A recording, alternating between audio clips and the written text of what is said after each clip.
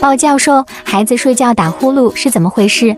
很多人都把打呼噜当成是睡得香的表现，其实并不是。呼噜的声音是气体经过狭窄的气道引起的咽喉部位震动的声音。孩子很晚呼噜，可能是由于疲劳、睡姿、感冒、鼻炎等引起的。感冒或者鼻炎痊愈后，打呼噜的症状就会消失。但如果孩子长期打呼噜，可能是由于腺样体肥大、扁桃体肥大或其他原因影响了鼻咽不通气造成的。所以如果孩子一直有睡觉打呼噜、憋气、张口呼吸的情况，也可能是呼吸睡眠暂停综合征的信号。